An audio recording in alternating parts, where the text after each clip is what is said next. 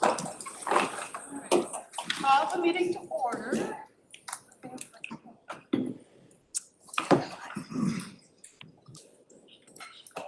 We have one change. One change, Where do you want it? maybe right after the heating fuel bid, a bid for literacy assessment and action plan. Discussion and possible action.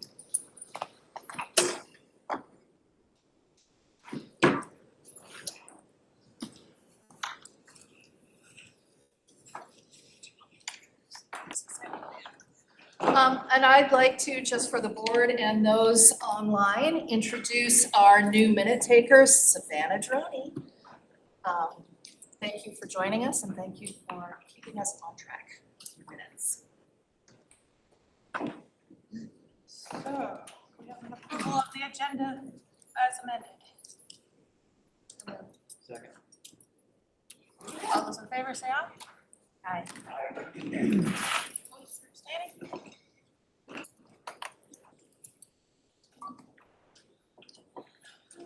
Right, so consent agenda, the minutes from the July 8th meeting, the August 12th meeting, and the personnel meetings. Put them all together. So moved. Second. Discussion? All those in favor say aye. Aye. Opposed or abstaining? Okay, I skipped public comment. Do we have any public comment?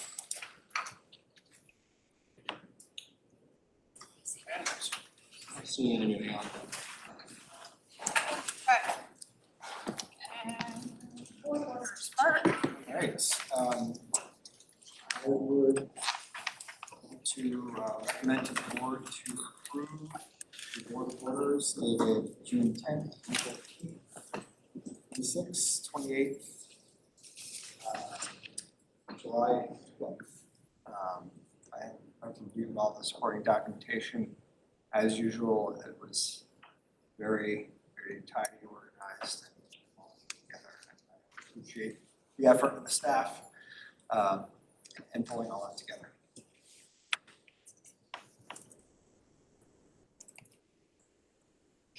Motion approved. Second. any discussion? All those in favor say aye. Aye. Opposed or abstaining? Again, legislative update.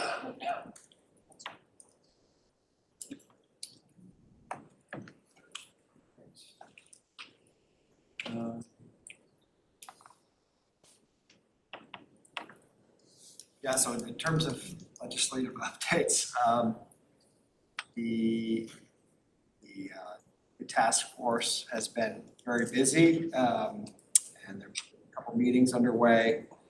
Just recently, I know Kat can probably provide commentary on those, but you all have hopefully seen a letter coming from the governor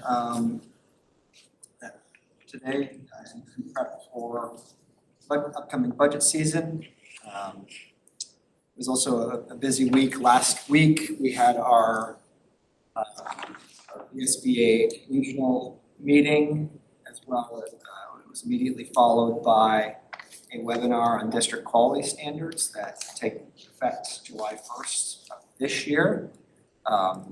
Those district quality standards and the educational quality standards both take effect on July 1st, 2025. During the training, the webinar on the district quality standards, the Agency of Education noted that they would be developing a rubric, which would be a 1 to 4 scoring methodology that would be used in the district self-assessment. That is being worked on. I know the VSBA had a retreat back in June and got a sneak peek of that. If you haven't read the district quality standards yet, it's not a long read, and I would highly encourage that.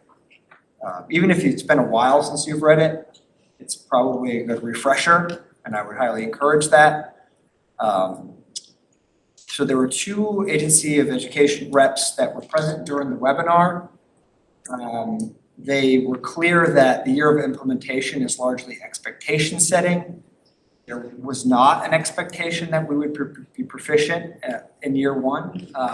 And it's gonna take a couple years really for that implementation to take hold. They did mention that they want to be able to utilize trends or identify trends in the data from those district quality standard assessments to assist in areas of technical support. And really, I think the goal is that the Agency of Education wants to see an improvement over a period of time and then be able to tie those to things like student outcomes. I will note that there was a lot of skepticism from the VSBA membership around the Agency of Education's capacity and ability to actually provide the technical supports. I think they kept reiterating that they would be equipped to do so, but I'll just pass along that there's a lot of skepticism in that arena. Couple heads up on the upcoming VSBA meetings. The VSBA annual business meeting is going to be held on October 17th. I think I said 4 p.m. here. I saw another communication just recently that said 6 p.m. So I will clarify. And then before that, as part of the agenda items for the business meeting, is to review the proposed resolutions. And if you're not familiar with the VSBA resolutions, there's going to be a webinar this week to run through those. And those are really important because they help provide the VSBA staff direction on where they should be spending their time. You know, how does the VSBA membership want to direct the VSBA staff in terms of advocacy, things like that. And there's actually some probably very, very timely resolutions on cell phones and AI, which we'll hear about in this meeting. And then I'll also mention that the VSBA VSA annual conference will be held on October 24th and 25th. In Lake Maury, Vermont. I actually attended that last year. It was really helpful to be able to network with some of my peers, and so a lot of the educational sessions during that were really helpful for my own benefits. So, you know, Deb, I don't know if we have some money in the budget for board development, but I know I intend to go, and I'll put a shameless plug for the VSBA. And the VSA are for putting that on. It's a great conference. And then lastly, I just wanted to mention to be on the lookout for VSBA weekly updates. The VSBA annual newsletter has just been published and is now available online. You probably have received that in the mail, so I would encourage you to take a look at that. And I did include a separate slide, which is just an excerpt from the webinar that took place last week on the district quality standards. So here's a timeline of the work. So they are currently working on the self-evaluation and refining that. That will evolve into education quality standards integration into the self-evaluation template. I don't know that I need to train each of these, but really, there's a lot that needs to be taking place before the implementation, which doesn't really take effect until July 1st, 2025. But I think it's going to be a rollout. Okay. Thank you.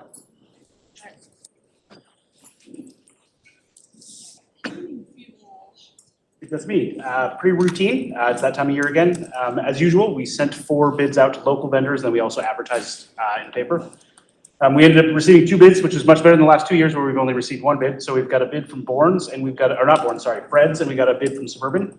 The bid from Fred's is $3.01, 0.9 for number 2 fuel oil, and $1.66 a gallon for propane. Suburban was $3.14.8 for number 2 fuel oil and $1.60.1 for propane.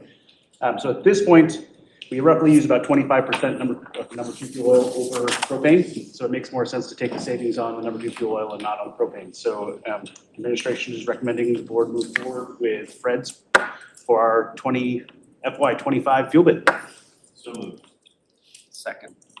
Any questions, discussion? Just a quick question. I'm guessing the answer is no, but there's no opportunity to decouple those bids, right? You have to go with, knowing that. We have never done it in the past. Okay. So usually when we put the bid out, we put it out, the verbiage in it is heating fuels, and we haven't never separated it. I think we would have to bid it as 2 separate.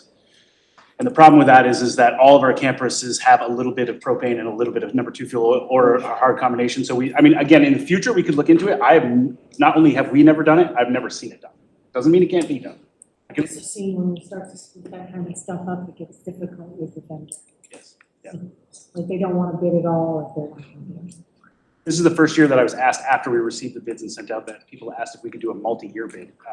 And they showed some of those savings and they're pretty substantial. We couldn't do it this year. It was a little too late when we put it out, but I think next year you're going to see, I'm going to be coming to the board with a multi-year bid for fuel oil. So I'm hoping that'll maybe give us a little more savings.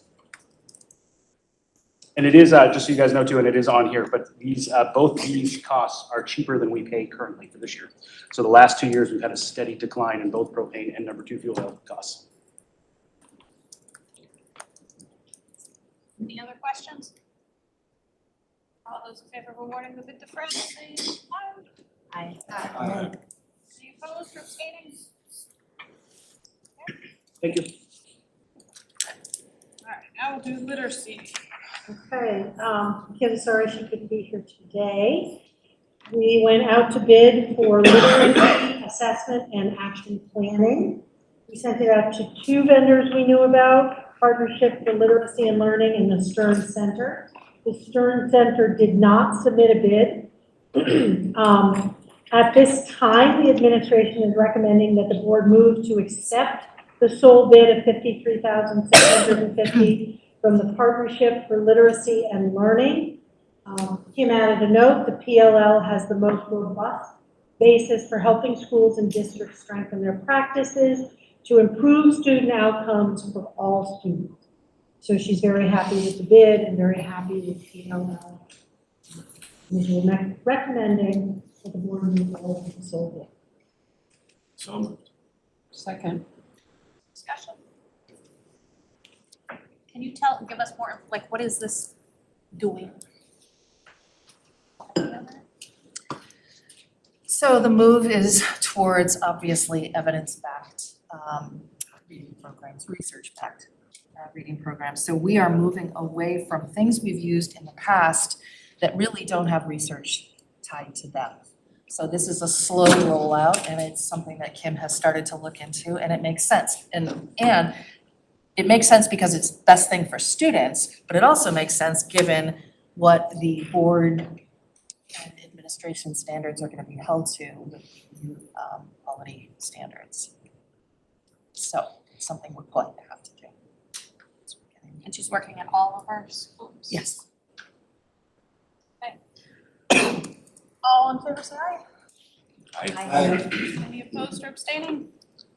Okay. AI. So before Rainey starts, he's prepared a beautiful presentation, I think. Thank you, Rainey. The Vermont School Boards Association and their legal team will be creating an artificial intelligence policy. So as we know, we always adopt the VSBIT policies, and we make any changes, we vet them with our attorneys, which is appropriate because one word change can mean a lot of things. So we will not be developing a policy. We will review the VSBA policy when it comes out in October. Rainey?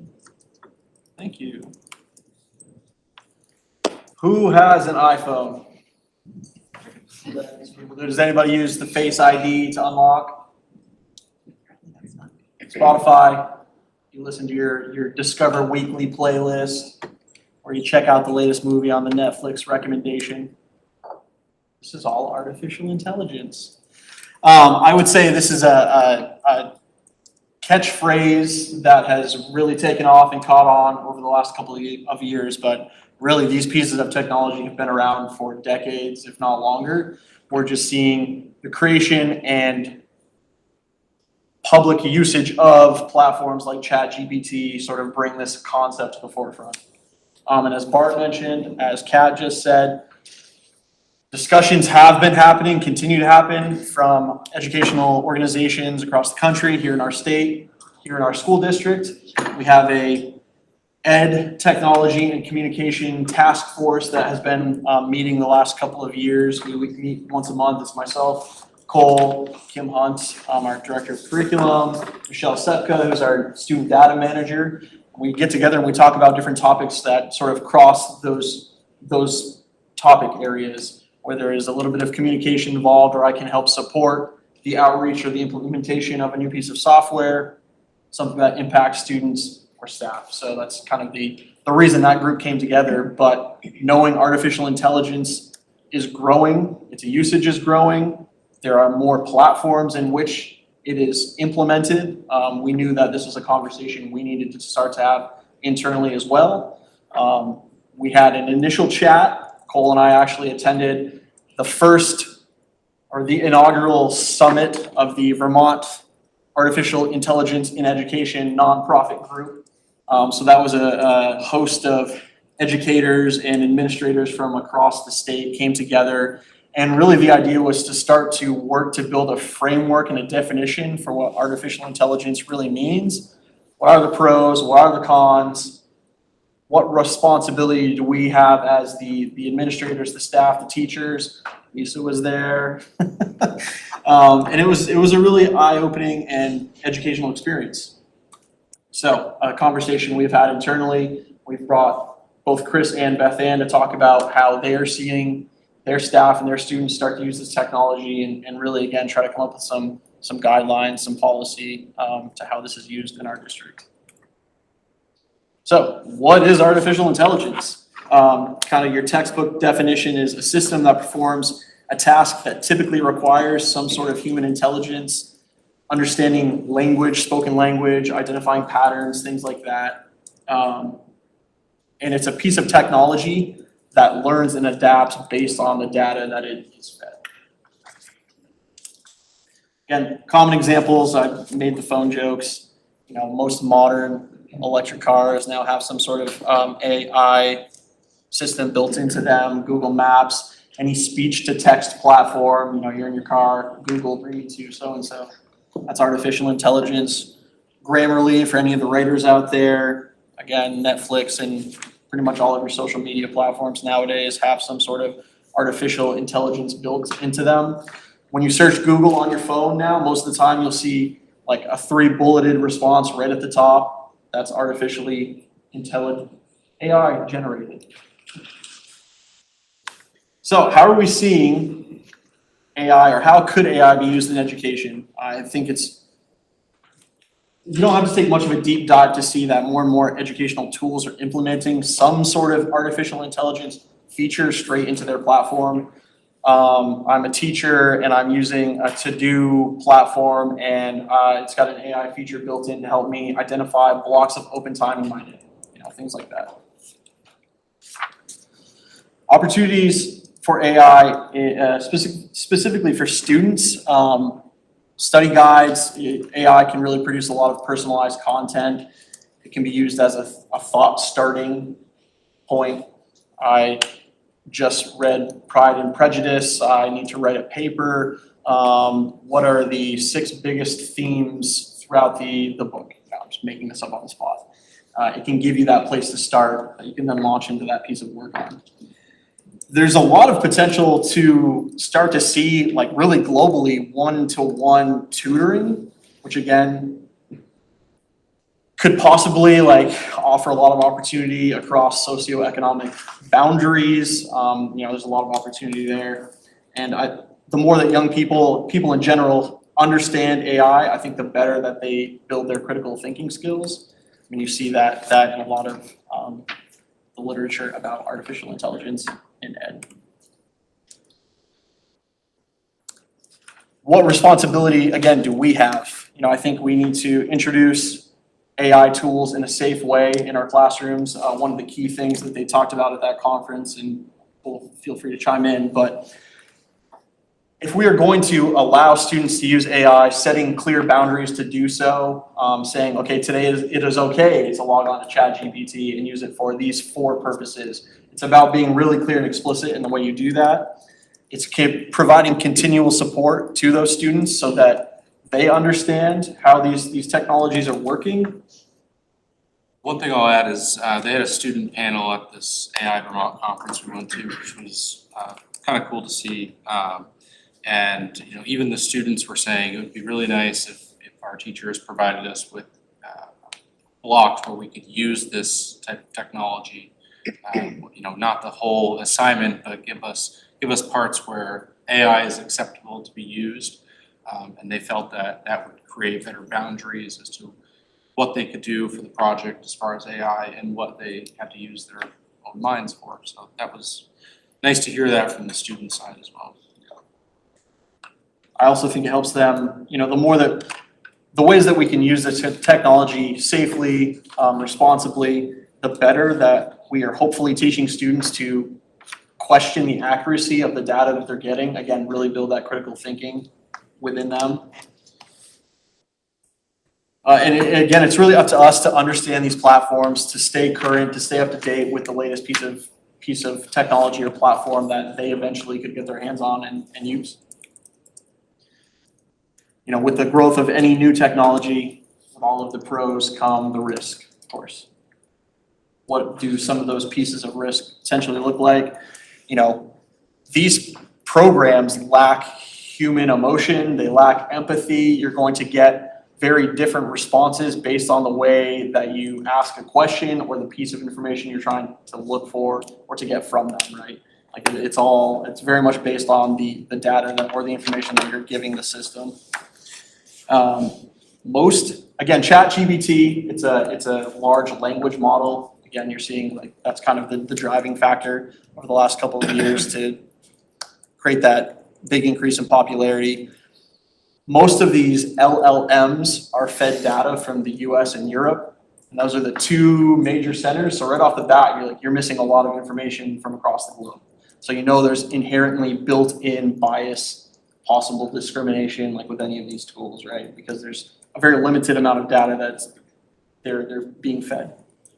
I think just like our phones, you know, the more easy to get your hands on that these technologies are, the more that we need to create spaces for balance. We could potentially offer opportunities to use them in the classroom balanced with, you know, we're going to think out of our own minds here today.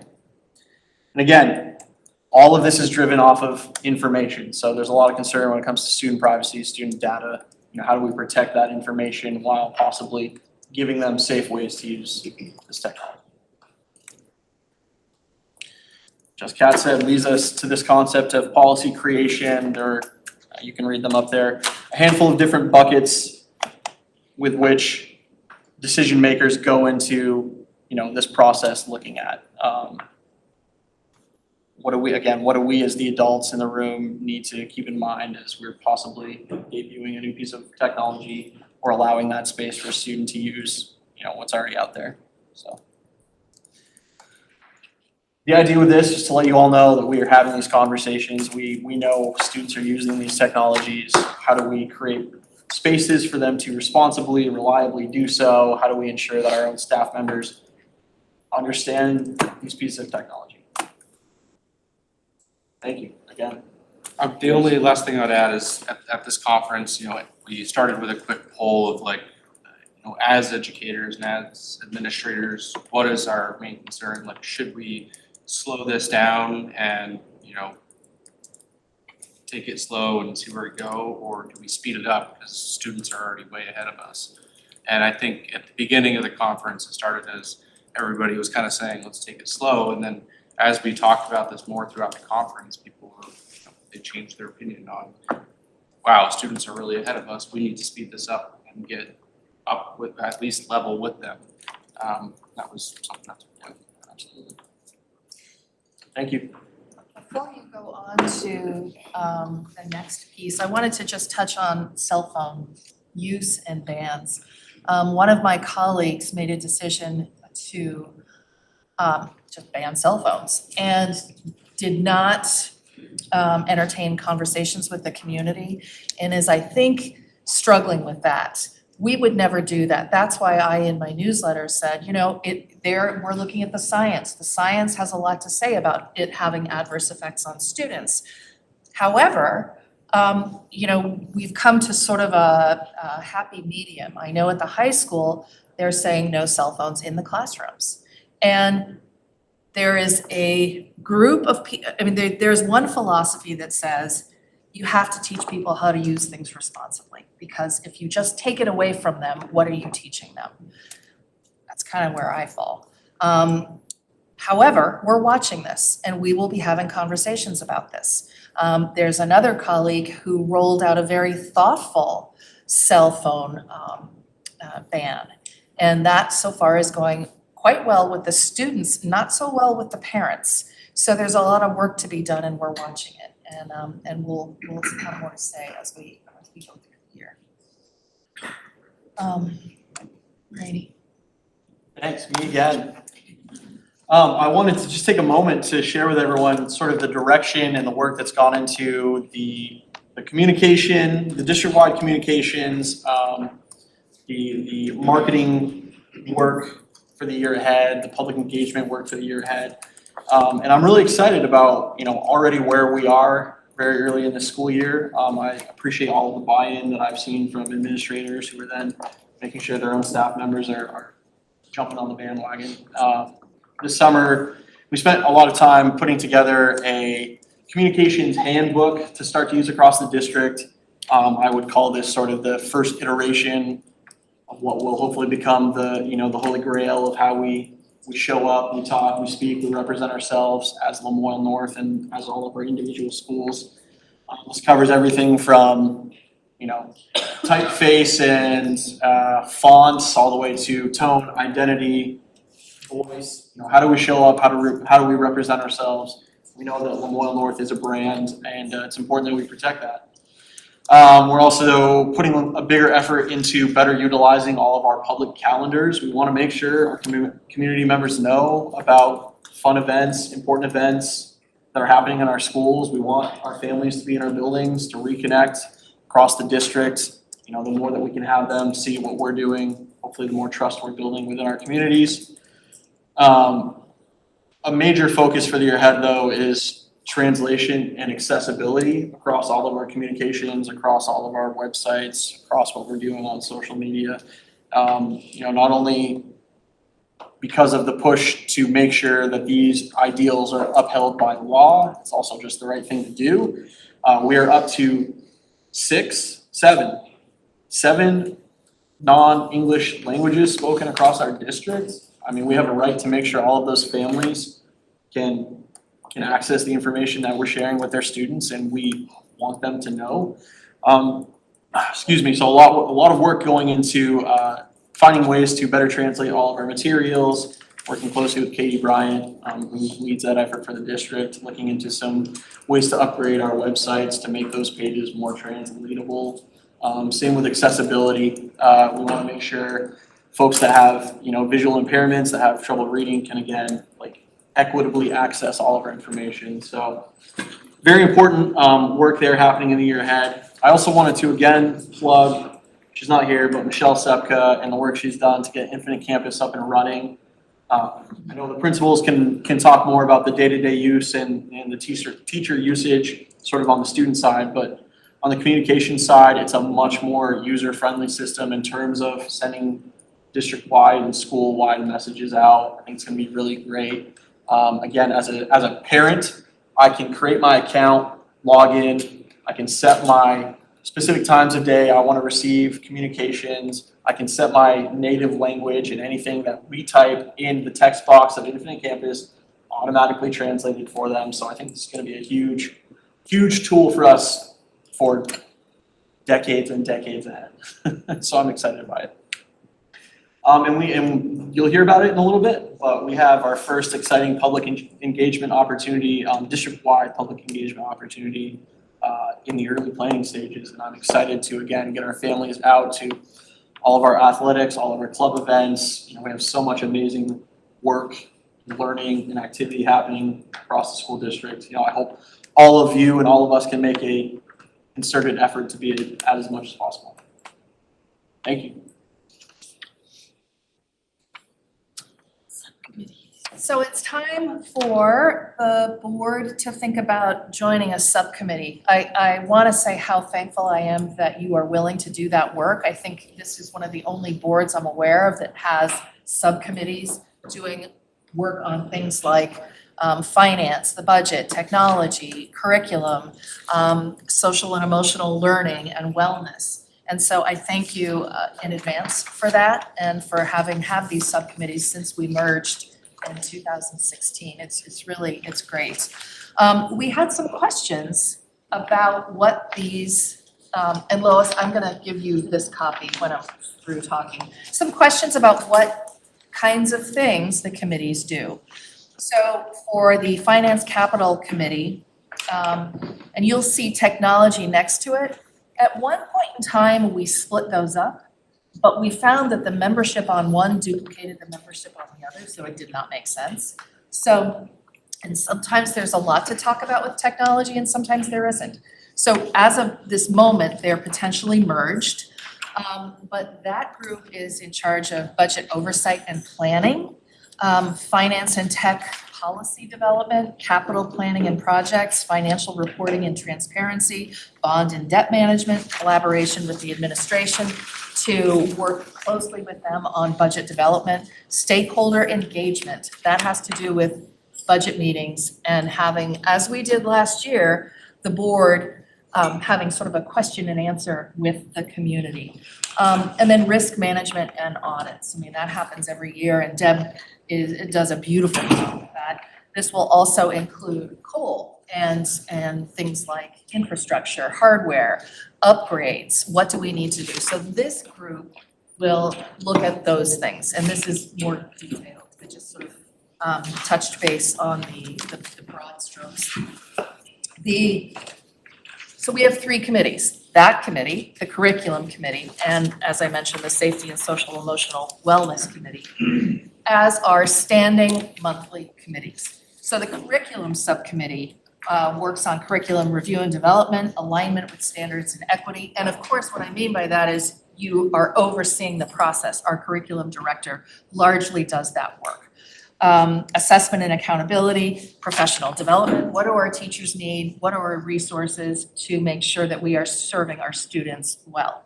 And then support for other programs like multilingual language programs, and special programs, special education, anything that doesn't fall under the other blankets. So that is the curriculum committee. And then the last one is has to do with school safety planning, social emotional learning, mental health services and support, bullying, harassment, hazing prevention, staff and student wellness, community engagement and education, policy development and compliance, crisis response, and again, overseeing all of that. So that committee will be tasking, because each administrator will be on these committees, that they will choose which ones they'd like to join. But for example, if you want to talk about mental health and referrals and student engagement, you may say, what does this look like in your school? And can we have data to share with the full board? That kind of thing would be under the auspices of that subcommittee. So those are our three standing committees. And then we have two occasional committees. One is the Personnel Committee, and that is where candidates come forward to the Personnel Committee. We need to hire in a timely manner, and sometimes waiting for a full month is not timely. So we have the Personnel Committee to approve those hires, and then that committee brings it back to the full board for an acceptance. We also have board negotiations. This year, we will have this committee because we have teacher negotiations this year. And I know that we have several standing members who will be on this committee, but what I'm going to ask you to do, you should all have a card in front of you. Put your name at the top, and then put on the left side of your card, the committee, your top choices for committees, standing committees you'd like to join, i.e. FCC, curriculum, safety and wellness. And then on the right side of the card, please indicate whether you would like to be involved in negotiations and or personnel. And principals, directors, please indicate what your preference is as well. Thank you. We're gonna wait a couple minutes while people fill those out, and then we will collect them.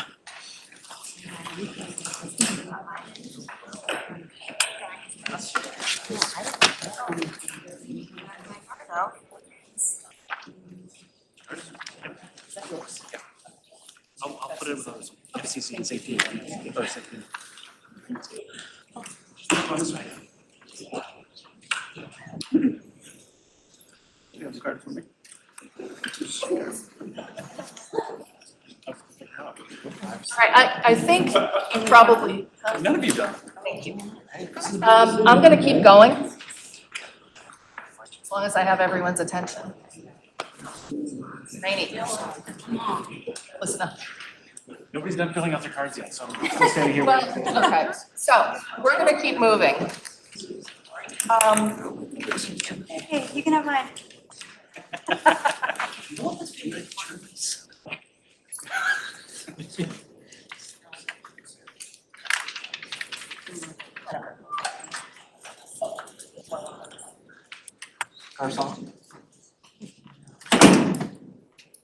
Okay, so the next agenda item has to do with board goals.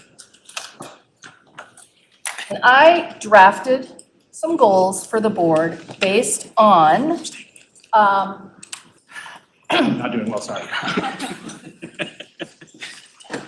based on what we stand for, and that's equity, access, and opportunity. So the goals, and this is in draft form, the board has not had a chance to look at these and weigh in and consider what's important, not important, what's duplicative or not. So one obviously has to do with budget development and operations. And the big task there is reviewing and recommending budgets to our communities.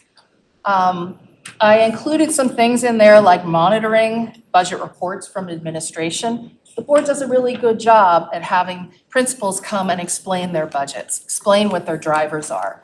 And I guess I would ask the board, we would ask the board to look at those resources in terms of what we are hearing from the state and what we stand for. How will this serve our students? Do we need this to serve our students? Will this also serve our taxpayers? The second broad goal is community engagement and communication. So Rainey, you'll help with that.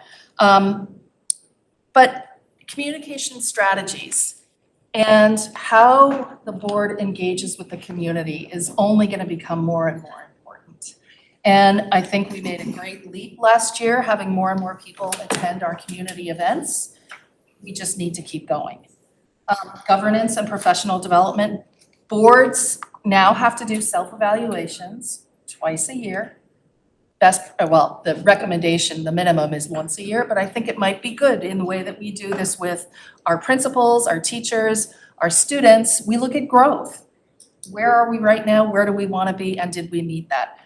And then board member training. You don't have to physically go to a training. We can invite someone here that typically costs something, or we can register online. And those are very easy. They are designed for people who have working lives, doing other things. And then academic rigor. That is using the data that are measuring student growth. That is not just academic data. That we are looking at students holistically. We need to look at how they're doing. What is the student engagement like? If somebody's not coming to school, who's involved in that? How are we wrapping around students? What do we need to do? We look at the whole child when I'm looking at at rigor. I mean, it's called academic rigor, but you'll see that building a culture of well-being and inclusivity is part of that. And so that's the 5th goal. So I just invite you to gaze at this, keep a copy, and let us know what you think.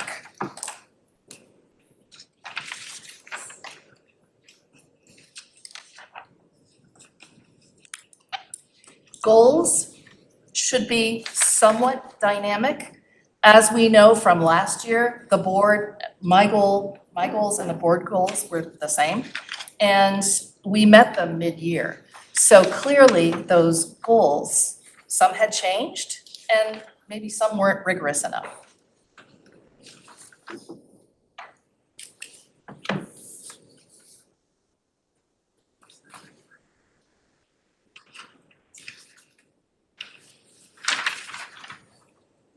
You want to do this just to decide, act on it next time?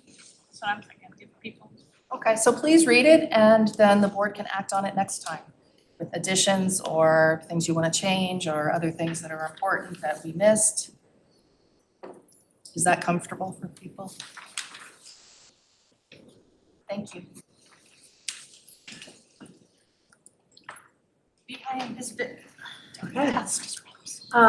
So every year, VSBIT, Vermont School Boards Insurance Trust, who handles our multi-line, which is our property, our liability, our unemployment insurance, as well as workers' comp, what else is it doing? That's pretty much it, because VEHI, who's an offshoot of that, is the health. That's now all at the state level, so we don't have to do that anymore. Anyway, VSBIT's annual conference is the same time as VSBA's conference. And if anybody here will be attending VSBA and would like to be the representative from LNSU, we can appoint that individual now, or we can give proxy to VSBIT, and then as people decide to go, you won't actually vote if you go to the VSBIT meeting at the same time as the VSBA. Just on an aside quickly, Bart, I think we probably can find funds, as one of the goals is the professional development.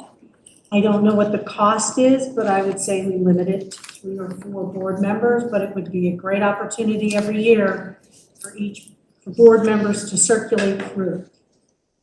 So I'm looking for an LNSU motion to either appoint an authorized representative or proxy to VSBIT at the VSBIT annual meeting. Do we have a preference? Proxy gives us flexibility in case, Nobody knows. or in case somebody gets sick, right? Yes, correct. I would happy to be the representative, but maybe it's smart if we vote on a proxy, so we have some flexibility. So is there a motion to designate proxy for the VSBIT annual meeting? So moved. All those in favor say aye. Aye. Can't hear you. Any opposed or abstaining? And then we would have the same thing for LNMUUSD to issue proxy to VSBIT for the VSBIT annual meeting in October. So moved again. Second. All those in favor say aye. Aye. Any opposed or abstaining?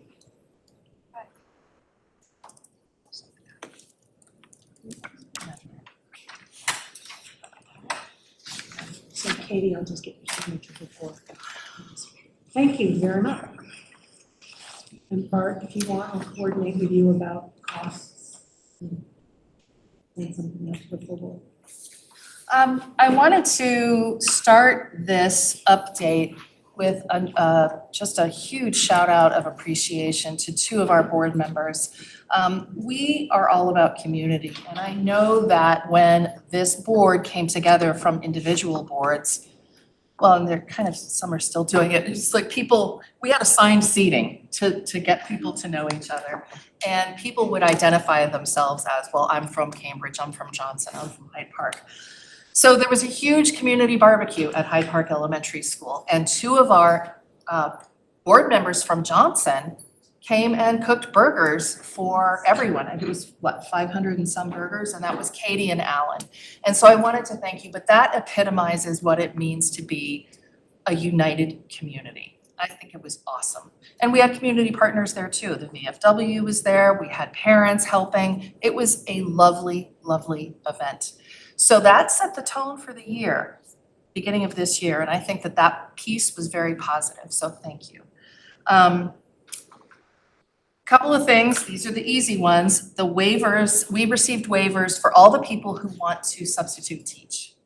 So that's great. Now, if we ever have a board discussion on substitute pay and you are subbing in our schools, you would need to recuse yourselves. But this is great news because they're trying not to grant these waivers as readily, and every one of them was granted. So thank you, and thank all of you for volunteering to do that. So I want to help set the tone for the year. We are likely entering into a more difficult budget year than last year. The letter that came out today from Governor Scott talks about the biggest cost drivers. They are personnel, they are facilities, healthcare. We don't have any control over healthcare, and I want people to realize that. What we noticed last year was that I think the community, and we own this, the community was not aware that we didn't control the healthcare costs. We do not control them. Collective bargaining increases.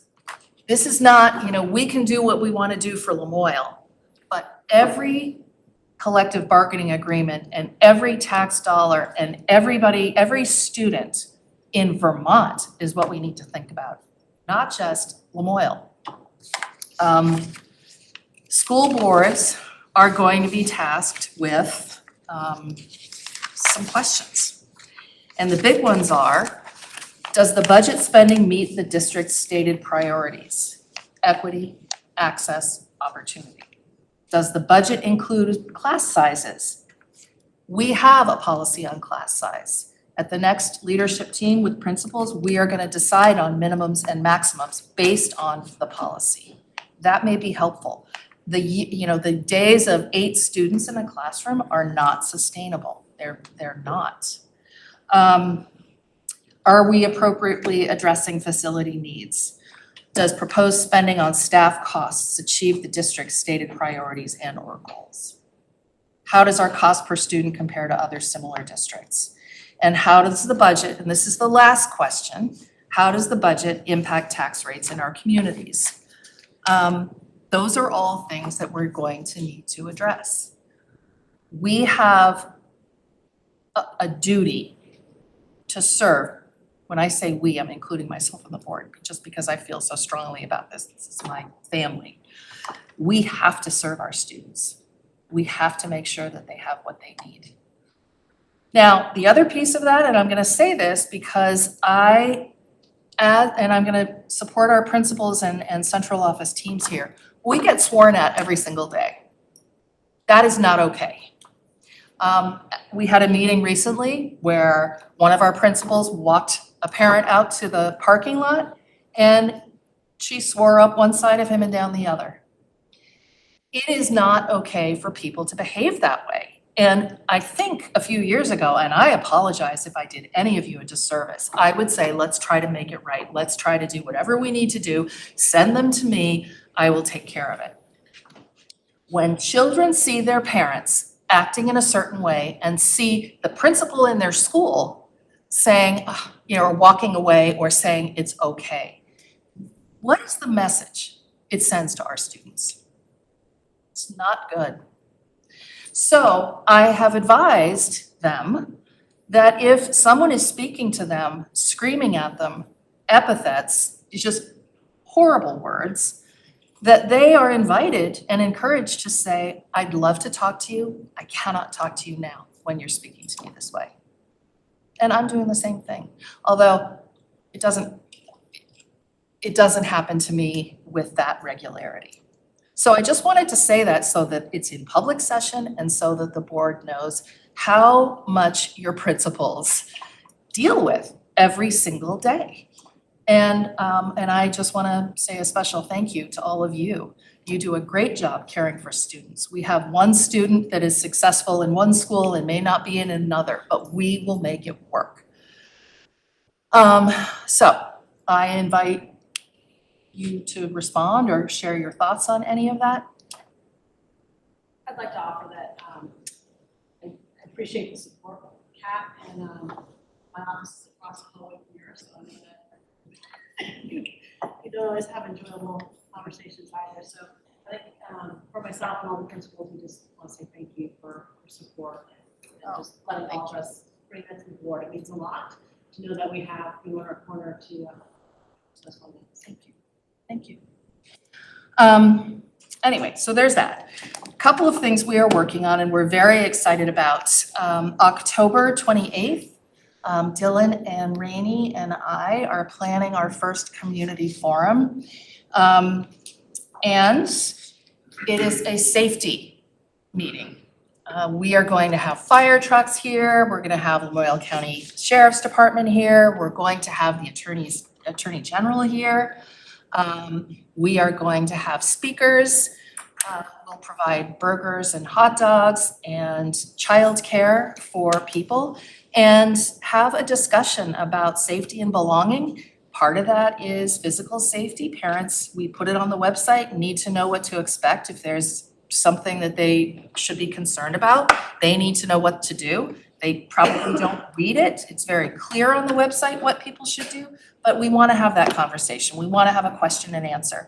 We want people to feel comfortable and knowing that we will do anything to protect our children and our staff and our communities. So, did you want to say more since you have been doing a little bit more planning with that? Yeah, I mean, I think we're excited. Cole's been right there at the forefront with us putting this together. We've coined it our Lamoille North Safe Schools Night.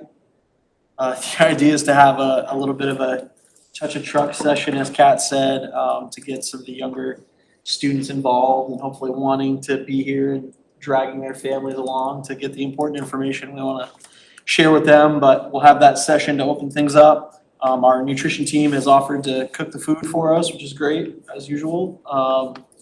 We'll give everybody time to mingle and see the vehicles and head inside, and that's where we'll have a presentation that has kind of been built out into a handful of different sections. We want to give folks a high-level look at, the fact that we have a district plan. We're obviously not going to go into any critical detail, but speak to the fact that we have a district plan. All of our schools have individual emergency response plans. We want to talk to, again, our behavioral threat assessment teams and the purpose they serve in all of our buildings. Really drive home the main messages that, and Kat has said this before, school safety is about building a community and a culture of caring and belonging.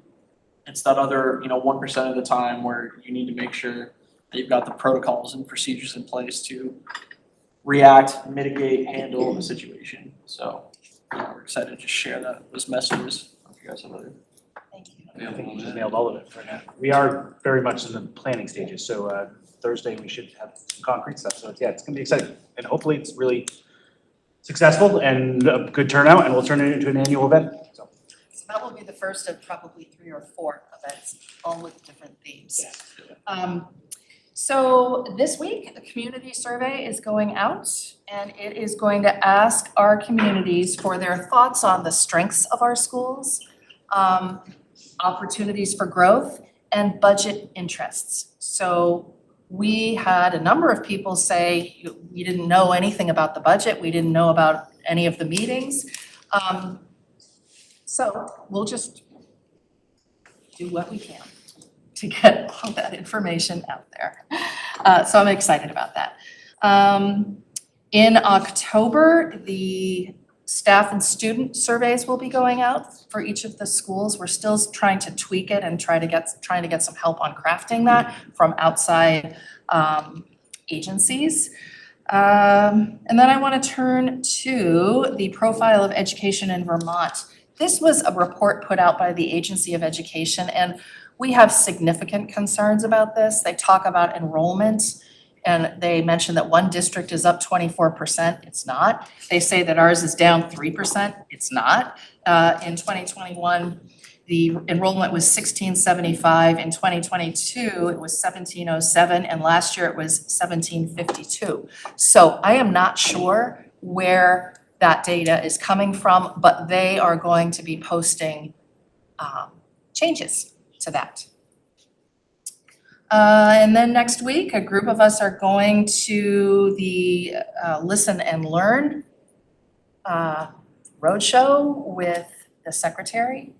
And we don't have an agenda for that yet, but it's something that she's trying to do with all the districts. And then she'll be sending out a community survey. A few of us advised that the survey needed to be changed because one of the questions, for example, was, how do you feel about providing special education services? That's a law. And that question is not something that should be in a community survey sent out by the Agency of Education. So, what else? I think, all of our schools have some variation of a student concern form, and it's either brought immediately to the attention of the building principal or it's filled out at a minimum weekly. And that could be somebody looks hungry, somebody seems sad, it could be anything.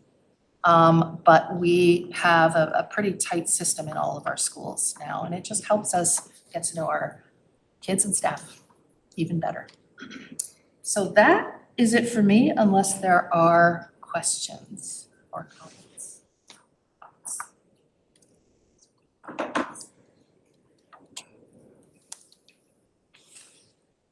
Oh, and David, awesome news that 4 of the people who requested in district transfers are now staying at Johnson. I think that's great. Johnson has done a beautiful job of, all of our schools do beautiful jobs.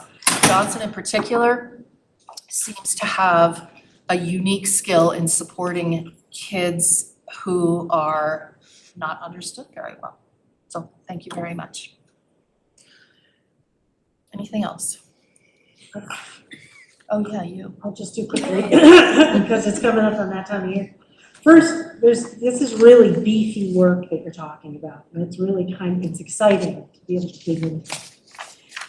Just quickly, towards the end of this month, I'll be reaching out with developing budget timelines, reaching out to FCC, and probably Eric, you a little sooner. Let's just get ahead of that and do it differently, and just plan on doing your schedule and timing totally different and see if we can try to avoid that last minute crunch of getting approval from the RAB and then the board. Maybe we can get it to be smoother, maybe it's always just gonna be really kind of difficult. So that'll be happening, and I think that's pretty much it. I'll reach out to you guys this week. What's VSB is about, VSBA is about, and costs. Yeah, I can read that up.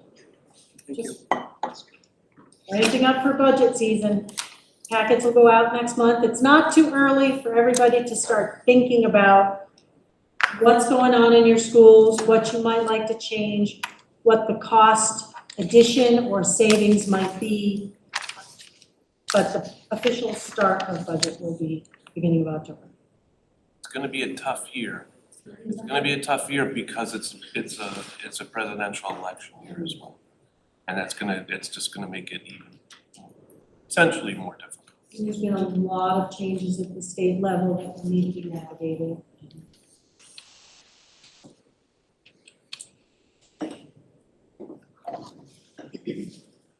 Other central office? Okay, principals. We'll start? Sure. Well, good evening, everyone. We've had a great start to our year. I think there's been some real significant changes at Waterville. The biggest one is that our pre-K students are now in the building, which is delightful because they are just about the cutest thing you ever want to see first thing in the morning.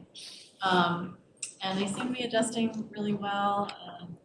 And we have them set up with some big buddies with our 5th and 6th graders, and the 5th and 6th graders have just been absolutely adorable with them. We're small enough so that we all go out to recess at the same time. So it's just wonderful to see the older kids holding hands with like the littlest one. That's been kind of lovely. And there's a little bit of adjustment. We've had to move some of our kids differently. So our 1, 2, and 3, 4 classrooms are a little bit larger, but those teachers are really passionate teachers. And we welcomed a few new teachers onto our team, and they're some project-based learning, and that seems to be really exciting. The other day we had Warren Lyon at our school, along with Michelle Archer, who's a trooper for the Vermont State Police. She's sort of our area rep, and the 5th and 6th graders were looking at their car, and some of them get to try on handcuffs, and they thought it was really great, and they're going to kind of add that to some of the project-based learning that they're doing. And Warren has been awesome with them, and he's such a great resource along with Chris. So that was kind of fun. And we're getting ready for our family lunch day. We usually do sort of like a family luncheon on our grandparents' day, but we've just kind of changed the title to just accept everyone who wants to come and have lunch with us, any community member at school. And I've had a couple of community members bringing lots of donated items. I've got, I will never need to buy a pen again. If anyone needs some pens, come on, just come to me. But it's just nice to see like community members coming into the school, and I feel like some of that is coming back that we really lost during COVID. So.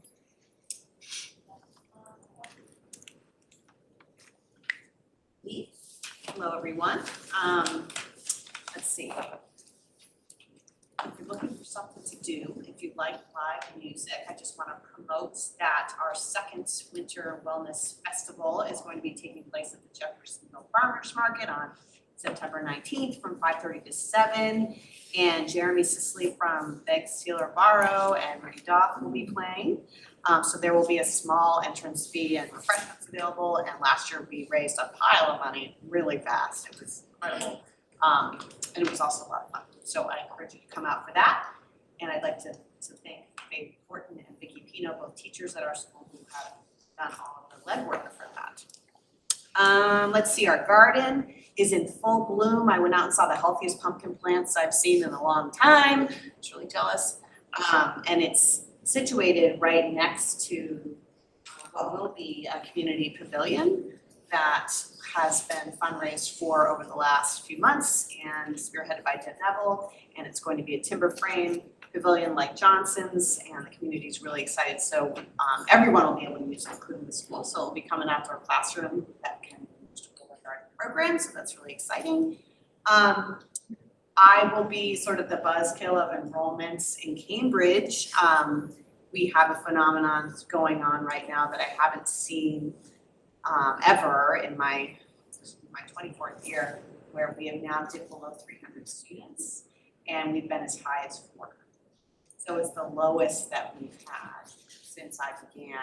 And I really attribute it to a couple of things. One is a lack of housing, right? We hear about that all the time. We lost our most affordable housing, most of it in the flooding, and it won't be replaced.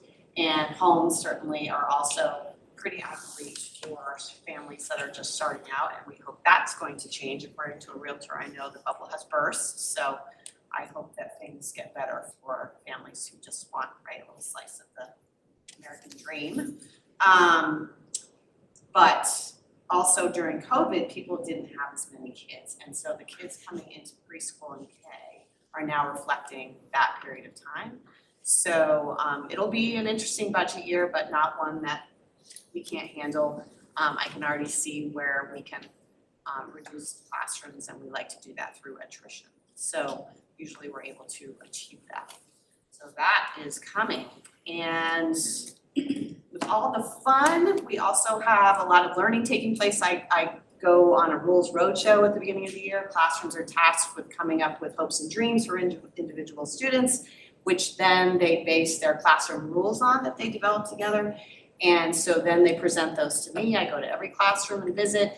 They share those with me. We review our school-wide rules, connect them, and in the process, I get to kind of get a sense of what's going on and how kids are feeling about the start of the year. And so far, so good. And kids were excitedly telling me about their writing assignments. They all had books in front of them ready to read at any time. So I feel really good about the start of the year and how people are doing this. That's it for me.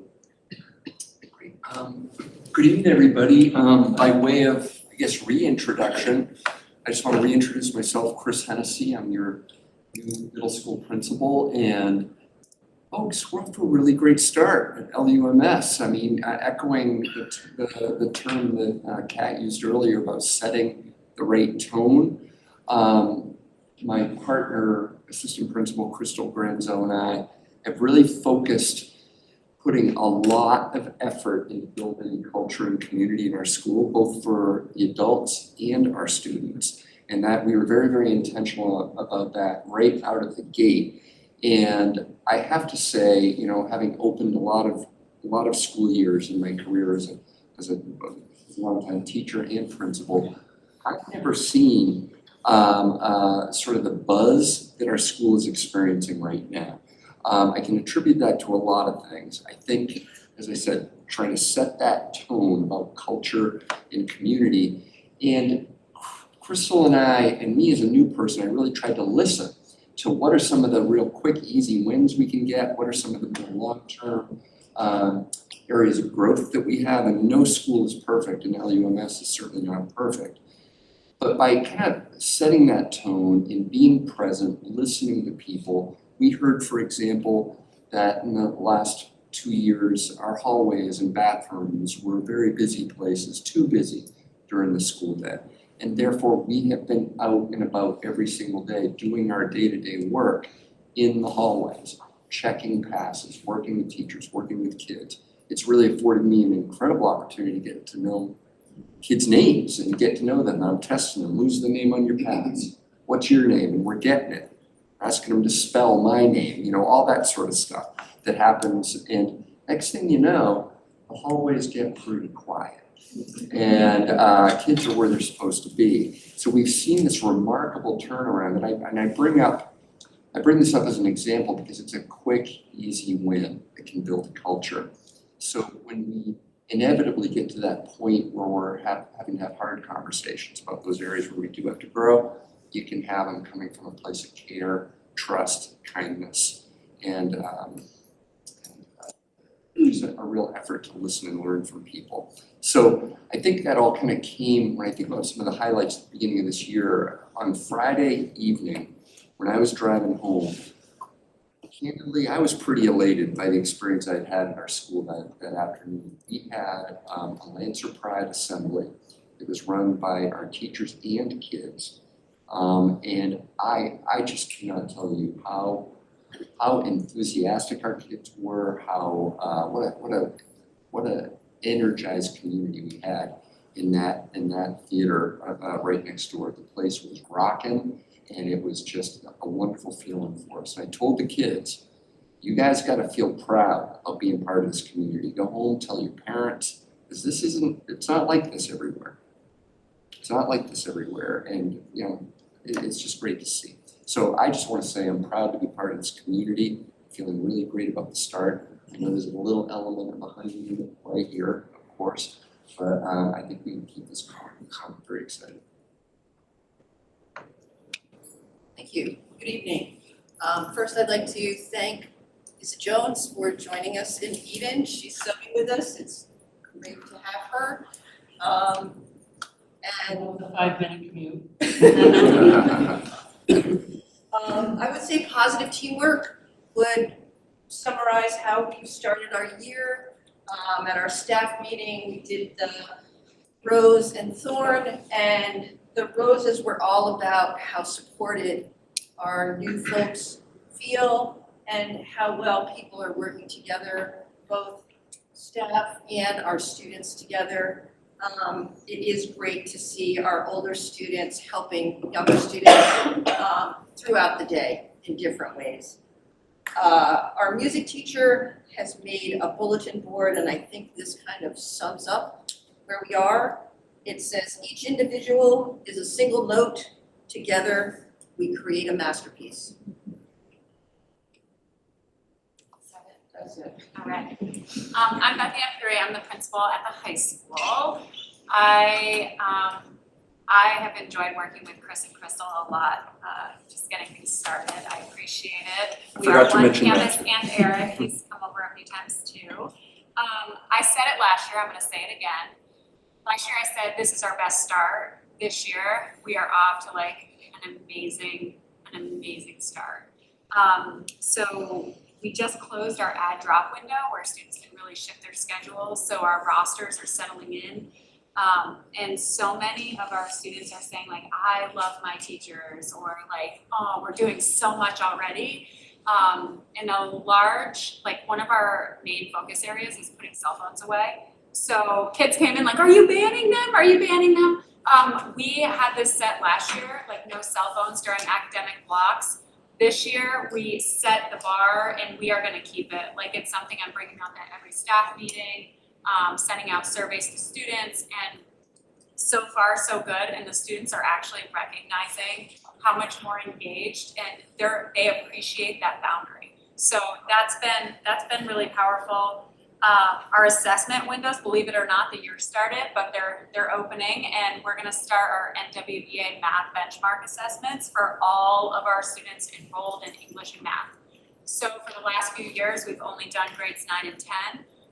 But this year, Jeremy's shaking his head. We're really excited. We're going to be just getting data on all of our students. It's gonna be helpful as we think about planning. So that's great. We've got PSATs and SATs and all things high school right around the corner. We started class meetings today. We covered safety. We did cover like credits and what's expected of our students, but safety was the big thing. And what I tell all the kids is I really do believe in the see something, say something. And I make sure it's posted all over the school that our parents have it. Safety is number one. We also hosted our club fair, and I could not believe the number of clubs and explore groups that like teachers want, students want. Like there is something for every single student, and it was a really good time. So we're off to a great start, and I will say one more time, thank you to Michelle Sepka.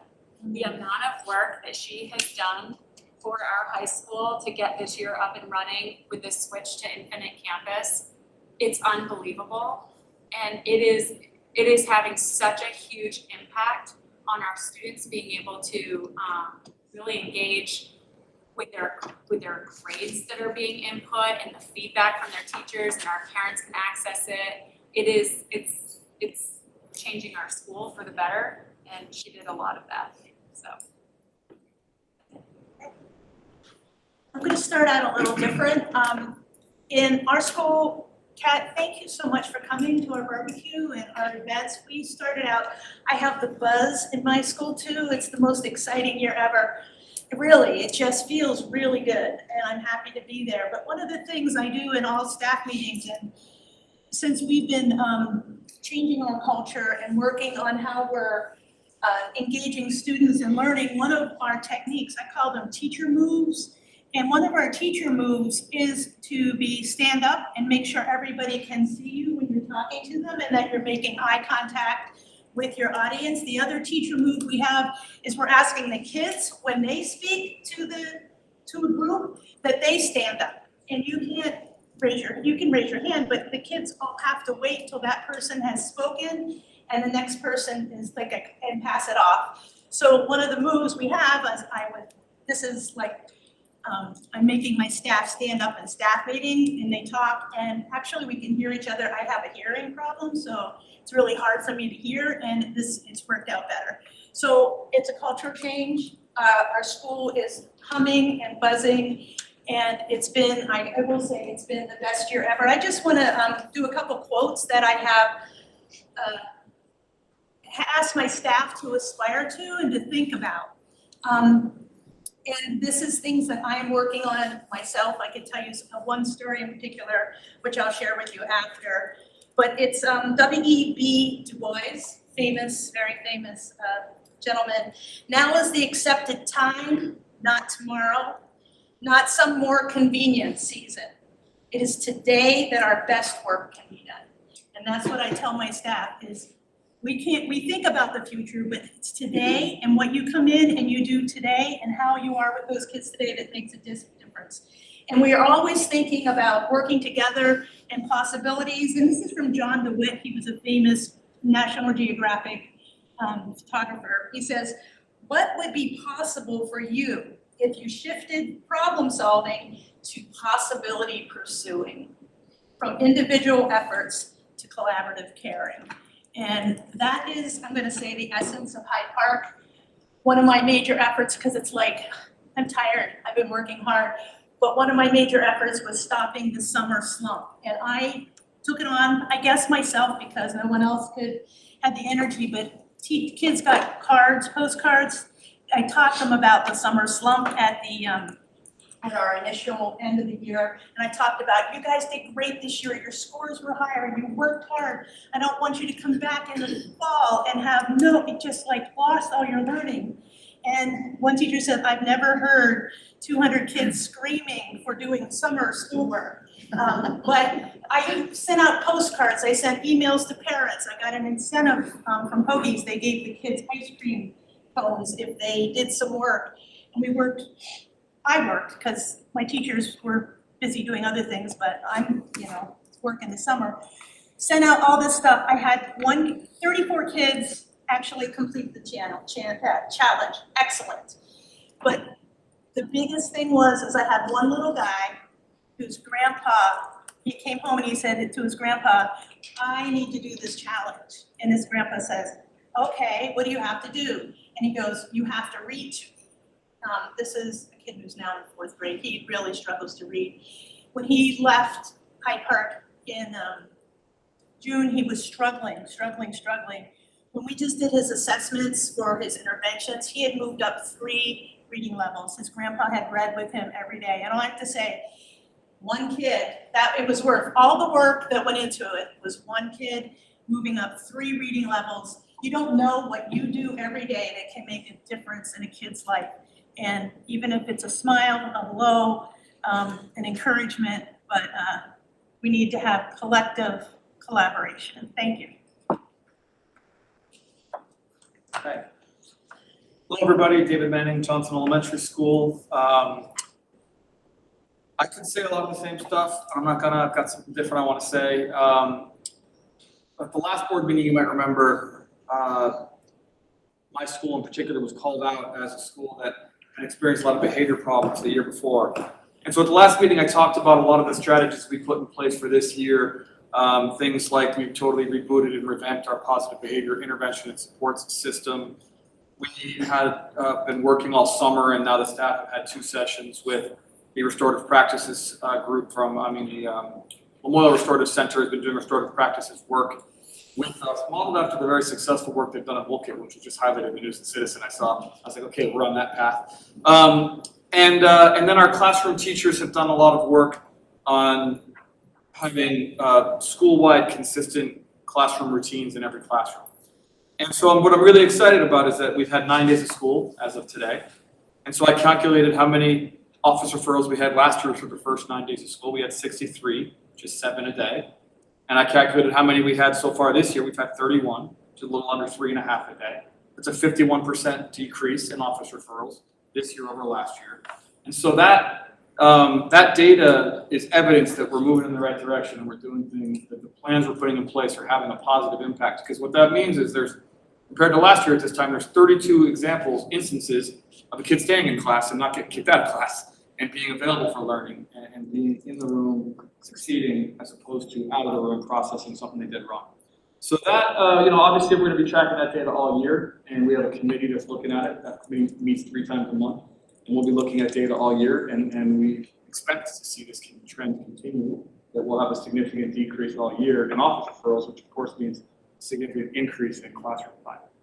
So that's where we're at so far. We've got a lot of other cool things going on, but in the essence of time, I'll stick with that data that was very positive. But you know, we do have other fun stuff going on, and we'll talk about that in the future.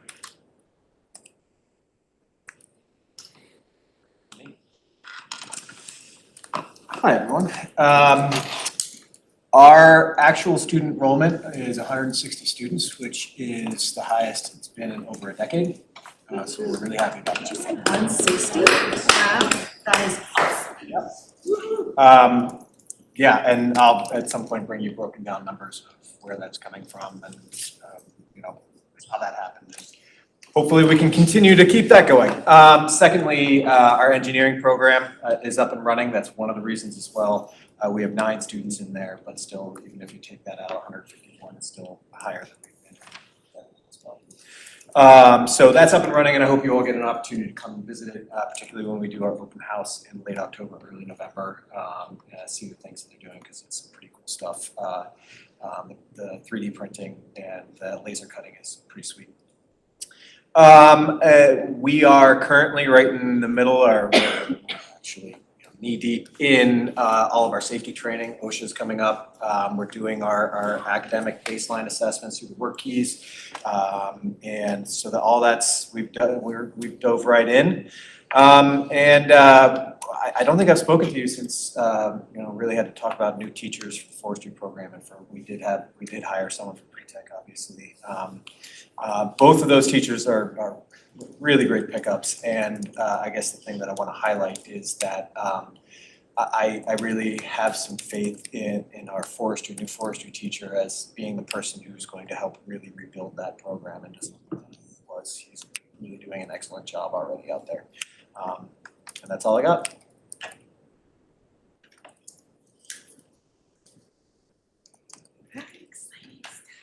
Cool. Anyone have anything else? I do.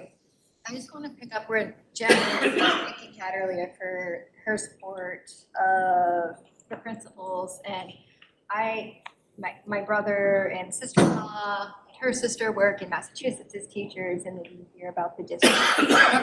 Oh, they don't get along. Sister-in-law works in Rutland, and they don't get along. And everyone's like, oh, we wish we were in the Loyal North. And I feel like I always say this, but I'm appreciative of all of us here, but it also takes someone who's a leader with a mission, vision, and values to help guide us, and that's Kat. And thank you for being you. Thank you.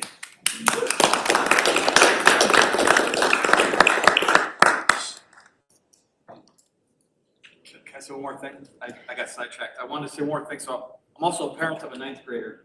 And some of you that have worked with him know that historically he's had a lot of problems coming to school, misses a lot of school. So this year he's attended every day. And one day he actually didn't attend until about 1:30. And when I said, well, why did you actually wait till 1:30 to go to school? He was like, well, I wasn't gonna go, but I really wanted to get there for algebra because Mr. Love is so cool, I had to be in class.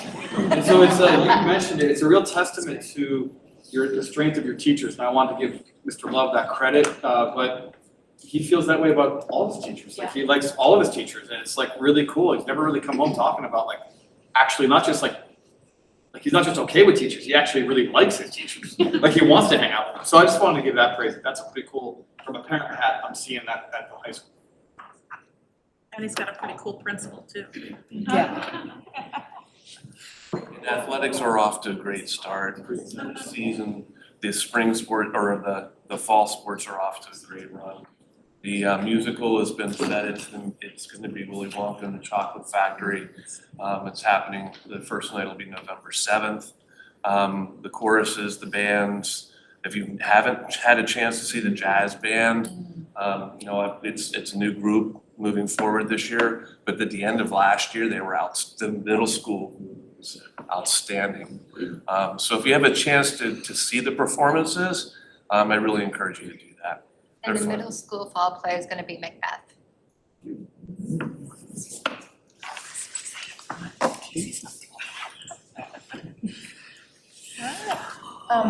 So just make sure that board members use, it says sample, but we're gonna keep it as real. Sign these forms and make sure I have your index cards, and thank you so much for being here and being lovely. So you didn't miss that.